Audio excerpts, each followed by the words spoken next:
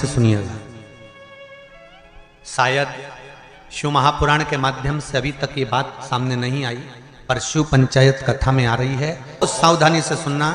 एक प्रश्न हमारे भीतर खड़ा होता है, जब हम सूर्य नारायण भगवान को अर्घ देते हैं, जल चढ़ाते हैं, तो वो जल पृथ्वी पर जब गिरता है तो उसके छींटे हमारे शरीर पर लगते हैं। क्या वो ठीक है?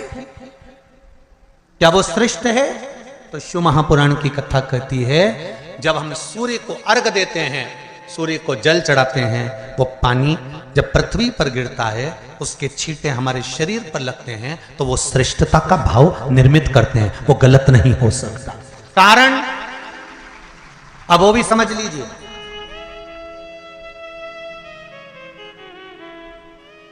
अब सूर्य नारायण भगवान को आप जल चढ़ा रहे हो तो छींटे नहीं लगे, उसके लिए क्या स्टूल पे चढ़ के चढ़ाओगे कि कुर्सी पे चढ़ के चढ़ाओगे? अरे बोलो तो सही। अब कई लोगों के दिमाग में यह बात भरा गई कि हम भगवान को जल चढ़ाते हैं, वो हमारे शरीर में छींटे लगते हैं, जमीन पे से पानी गिरता है, वो हमारे शरीर को छींटे लगते हैं, भगवान को अच्छा नहीं लगता होगा। कौन ने कहा? पहले तो उसको पकड़ के ला। मेरे राम जी महाराज, मेरे भगवान कृष्ण,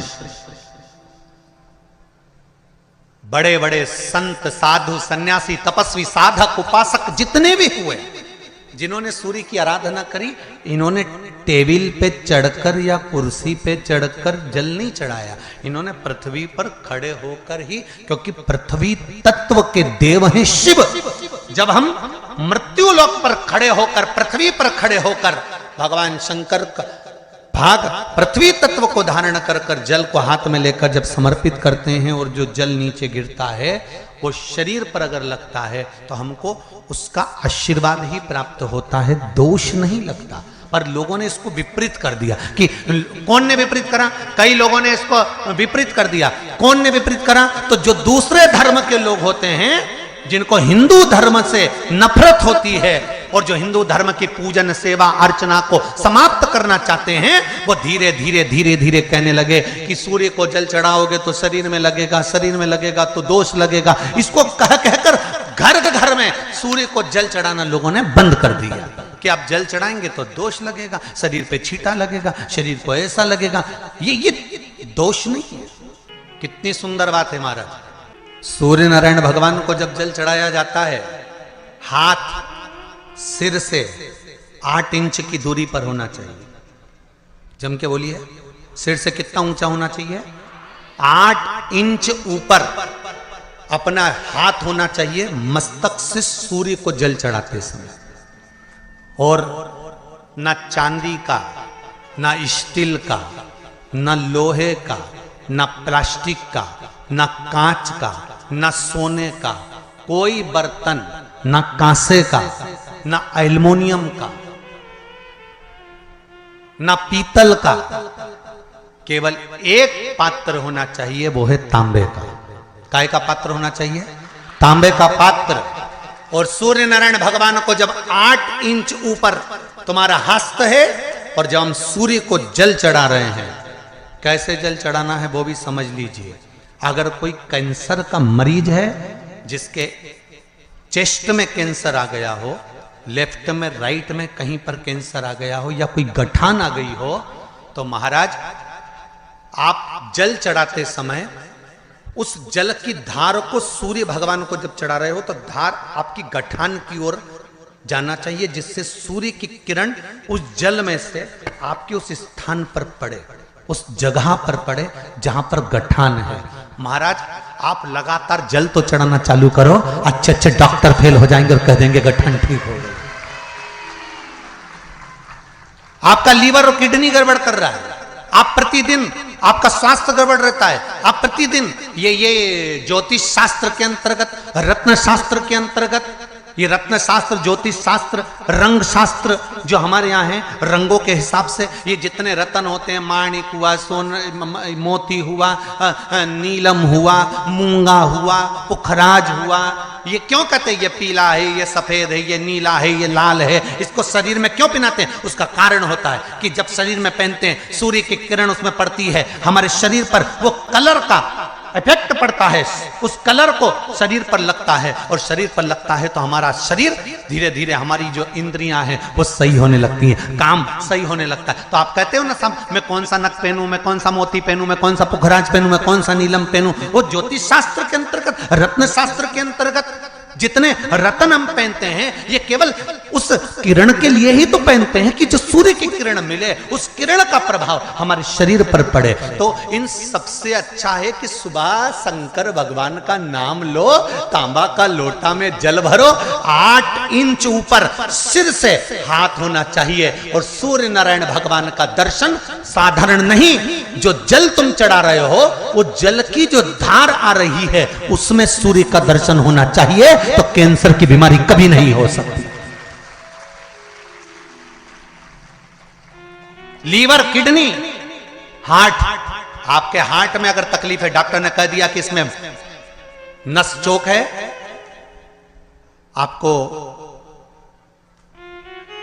कहीं ना कहीं छल्ला डलेगा, आपको कह दिया इसमें कुछ ना कुछ प्रॉब्लम आ रही है, आप सूर्य को अर्घ देना चालू कर दो, सूर्य को जल चढ़ाना चालू कर दीजिए। आप सूर्य को जल चढ़ाओ, वो जल की जो तरंग आ रही है, वो जल जो निकल कर जा रहा है, उसकी जो किरण आपके हृदय पर, आपकी छाती पर पड़ रही है, नाड़ियों में पड़ रही है, नसों में पड़ रही है, उसका बल देखो तो सही। 1 महीना लगातार चढ़ाओ तो 15 दिन 20 दिन कर तो देखो। क्यों राम जी महाराज जल चढ़ाते थे, क्यों भगवान कृष्ण जल चढ़ाते थे सूर्य को, क्यों दशरथ जी महाराज जल चढ़ाते थे, क्यों कश्यप ऋषि जल चढ़ाते थे सूर्य को, सारे 33 कोटि देवता, सारे ऋषिवर, साधु संत सन्यासी तपस्वी साधक उपासक सब भगवान सूर्य को अर्घ दिया करते थे। क्यों देते थे, किस लिए? सूर्य नारायण भगवान को जल चढ़ाते समय आपके पंजों की एड़ी ऊंची नहीं होना चाहिए, ध्यान दीजिएगा। आपका पंजा पांव का पूरा की पूरा जमा होना चाहिए भूमि पर। हाथ कितने इंच ऊपर? 8 इंच ऊपर होना चाहिए। जल जो गिरे, सूर्य की किरण, सूर्य का दर्शन उस जल की रोशनी में करना चाहिए। क्या होगा उससे? जिस बच्चे को आंख में चश्मा लगा हो, मोटे से मोटा चश्मा लगा हो, छूट नहीं रहा हो, तो थोड़े दिन उसको सूर्य का अर्घ चढ़वाना चालू कर दो, और जल में से सूर्य का दर्शन कराना चालू कर दो। सूर्य का दर्शन जल में से 2 महीना 2.5 महीना बहुत है, आंख की रोशनी बढ़ जाएगी, चश्मा हट जाएगा। आप कर देखिए। अब एक प्रश्न और खड़ा होता है सूर्य को अर्घ देने का। गुरुजी, पंचदेव पंचायत में सूर्य नारायण भगवान शंकर की पंचायत में हैं। सूर्य नारायण को हम फ्लैट में रहते हैं, हम फ्लैट के अंदर रहते हैं, तो हम फ्लैट में रहते हैं, हमारे यहाँ अगर छज्जा नहीं है, हमारे यहाँ जगह नहीं है, तो हम सूर्य को अर्घ कैसे दें? तो महाराज खिड़की तो होगी, अगर घर में फ्लैट में पानी ढुलेगा और आप लोग नहीं समेट सकते तो एक बाल्टी रख लो, एक पात्र रख लो, पर सूर्य नारायण भगवान को अर्घ देकर रोशनी शरीर पर पड़ना चाहिए। जिंदगी में कभी कोई बड़ी बीमारी नहीं आ सकती। कितने लोग देते हैं सूर्य को अर्घ? जरा हाथ उठाओ। बहुत बढ़िया, बहुत जोरदार। पुरुष लोग भी देते हैं ना, चाहे बच्चे से बच्चा, बच्चों के हाथ में भी 1 लोटा पानी पकड़ाओ। घर में छोटे बच्चे हो ना, उनको तांबे का लोटा दो, पानी दो, जा बाहर खड़े हो जा, 1 लोटा पानी चढ़ा के। पहले दिन आप स्वयं बच्चे के साथ बाहर खड़ी हो, ओटले पर, घर के बाहर खड़ी हो, छत पे खड़ी हो या घर के बाहर खड़ी हो, और बच्चे से कह लो चढ़ाओ बेटा, देखो ऐसा हाथ 8 इंच ऊपर करिए, तांबे का लोटा लेकर पानी धीरे धीरे डोलना है। जैसे वो स्लो मोशन के सीन नहीं होते नाटक में, ये एकदम धीरे धीरे, बस नहीं तो मालूम पड़े छोरा छोरी एक साथ उंडेल के अंदर नहीं। जल चढ़ाते समय उस पानी में से सूर्य की किरण पड़ना चाहिए, सूर्य की किरण। एक बात और कहना चाहूंगा, अगर आप लोग स्वीकार करेंगे तो, अगर कहीं आपको लगता हो कि बच्चा पढ़ने में कमजोर है, विद्या में कमजोर है, रिजल्ट अच्छा नहीं आ रहा, पढ़ने में कमजोर है, वो पढ़े अपनी जगह पढ़े, वो कार्य करे अपनी जगह करे, मेहनत करे अपनी जगह करे। बच्चों को कह दो कि कुछ समय के लिए सूर्य को अर्घ देना चालू कर। सूर्य की किरण जहां पर ब्राह्मण या हिंदू धर्म का व्यक्ति मस्तक पर तिलक लगाता है, भुकुटियों के बीच में उस सूर्य की किरण इस भुकुटी के बीच पड़ना चाहिए, परंतु पानी कम से कम ना करते हुए स्लो मोशन में धीरे धीरे गिरना चाहिए, एकदम धीरे धीरे। तो यहां एक रेखा सूर्य की किरण से पड़ती है। सूर्य नारायण भगवान को स्टील के लोटे से या चांदी के लोटे से या पीतल के लोटे से या प्लास्टिक के लोटे से या कांच के बर्तन से जल चढ़ाने से आयु छिन्न होती है। क्या समाप्त होती है? आयु। और सूर्य नारायण भगवान को अगर तांबे के लोटे से जल दिया जाता है तो आयु की वृद्धि होती है, और दिन भर में अगर कोई काम अटकने वाला है तो वो काम का रास्ता खुल जाता है और शरीर की बीमारी समाप्त हो जाती है। शरीर की बीमारी समाप्त हो जाती है। एक नियम बना लो कि हमारे शरीर को, क्योंकि दिन भर हम दुकान पे बैठे रहते हैं, नौकरी में लगे रहते हैं, सर्विस में लगे रहते हैं, अगर मुंबई, पूना, चेन्नई, मद्रास आदि का अधिक बड़ी बड़ी सिटियों में लोग रहते हैं तो उनको ऑफिस जाना पड़ता है। सवेरे से जल्दी उठते हैं, काम करते हैं, दिन भर ऑफिस में लगे रहते हैं।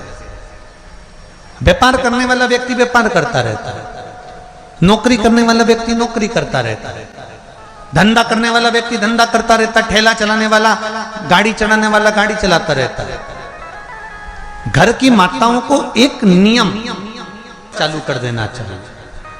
क्या नियम? क्योंकि जान है तो जहान है। बोलो सही है कि गलत है? शरीर में रोग आ गया, बीमारी आ गई और तुमने 5 लाख रुपए महीना भी कमाया, मान लो, एक सरल भाषा में समझ लो, 5 लाख रुपए महीना तुम कमा रहे हो, 4 लाख रुपए महीना तुम कमा रहे हो, और शरीर में बीमारी आ गई। अब वो 5 लाख रुपए तुम्हारे कमाए हुए किसी काम के हैं क्या? हॉस्पिटल में जाओगे, दवाई में, गोली में, जांचों में वो समाप्त होते चले जाएगा। तुमने कमाया किसके लिए था? अपने बच्चों के लिए। मेहनत किसके लिए करी? अपने बच्चों के लिए। परिश्रम किसके लिए करा? आगे बढ़ने के लिए। और मालूम पड़ा कि तुम बीमार पड़ गए, जितना तुमने कमा कर जोड़ा था वो सब तुम्हारी बीमारी में लग गया। तो ऐसा कमाना कोई फायदे का है क्या? कमाओ, दिल से कमाओ, जितनी तुम्हारी कैपेसिटी है उससे दुगना कमाओ, पर उसके साथ एक काम चालू करो कि तुम अंतिम क्षण तक, जब मौत तुम्हारे दरवाजे पर आए, तुम्हारी उम्र जब पूरी हो, तब तक भी तुम बीमार नहीं पड़ो।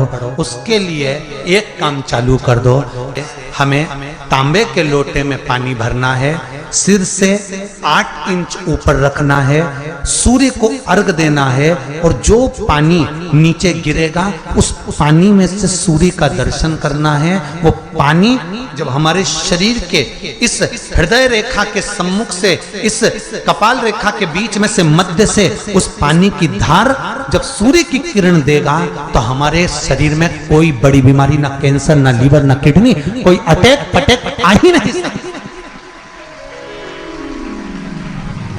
मेरा बच्चों से भी निवेदन है कि आप अपने पापा से कहो, आप अपनी मम्मी से कहो, और बड़ों से निवेदन है वो अपने बच्चों से कहो।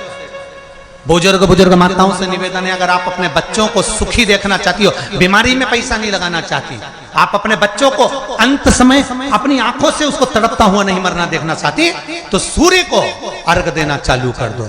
क्योंकि सूर्य की किरण जल के साथ जब इस शरीर पर पड़ती है तो शरीर में कोई बीमारी टिक ही नहीं सकती। ये श्रीमद् शिव महापुराण की कथा कह रही है। ये ज्योतिष शास्त्र कहता है, रंग शास्त्र कहता है। हमारे जितने ज्योतिष शास्त्र हैं, रंग शास्त्र हैं, नग बताते हैं, मोती बताते हैं, नीलम बताते हैं, पन्ना बताते हैं, ये सब क्या पहनाते हैं? रंग का क्यों पहनाते हैं? क्योंकि रंग का इफेक्ट इस शरीर पर पड़ता है। कपड़े कौन से कलर के पहन रहा है उसका इफेक्ट इस शरीर पर पड़ता है। उसी तरह 8 इंच ऊपर मस्तिष्क से तुम्हारा हाथ होना चाहिए, तांबे के कलश में जल होना चाहिए और सूर्य को देखकर उस जल की धार में सूर्य को जल दीजिए। जिंदगी में बीमारी तुमको नहीं घेर सकती, और बीमार हो भी गए हो तो 15-20 दिन करके देखने में कुछ नहीं जाता। बाद में मत करना, सियोर वाला हमारा झूठ बोल रहा होगा, उसमें क्या दिक्कत कह रहे हैं, क्यों बोल रहे हैं इतने? उसका एक कारण है, आज के समय में लोग 80 साल और 90 साल के होकर नहीं जा रहे भाई। आज के समय में लोग अटैक आता है, बीमारी आती है, कैंसर हो गया, शुगर हो गई, बीपी हो गया, 60, 70, 75, 55, 40 में लोगों के प्राण छूट जा रहे हैं। अगर ये पूरी पृथ्वी युवानों से जवानों से अगर विहीन हो जाएगी तो किस काम की? तुम्हारा कमाया गया धन किस काम का होगा? कौन कौन ले रहा है नियम? आज से नियम बना लो, एक तांबे का लोटा जल सूर्य नारायण को अर्घ देना है हमको प्रतिदिन। घर का चाहे छोटा हो चाहे बड़ा हो, जिस बच्चे को रोज बुखार आता हो, निमोनिया हो रहा हो, जिसका लीवर किडनी डैमेज हो गया हो, वो नियम बना लो, 15 दिन के अंदर 20 दिन के अंदर डायलिसिस में अंतर आ जाएगा तुम्हारे। तुम कर तो देखो, ये प्रभाव करे। बनाओ नियम। जिस नारी को रजो धर्म से जुड़ी हुई या गर्भाशय से जुड़ी हुई कोई बीमारी हो गई हो, वो नारी भी सूर्य को जब अर्घ दे तो उस जल को बिल्कुल स्लो एकदम धीरे धीरे गिरा, एकदम धीमा धीमा, जल्दी जल्दी पानी उंडेल के मत आना। सूर्य देवता को अर्घ देना।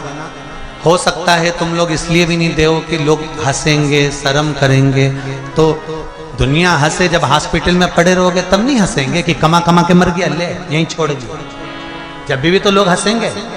तो उससे अच्छा है दुनिया आग लगे बस्ती में, अरे अच्छे से बोलो जरा, आग लगे बस्ती में, अपन रहो मस्ती में।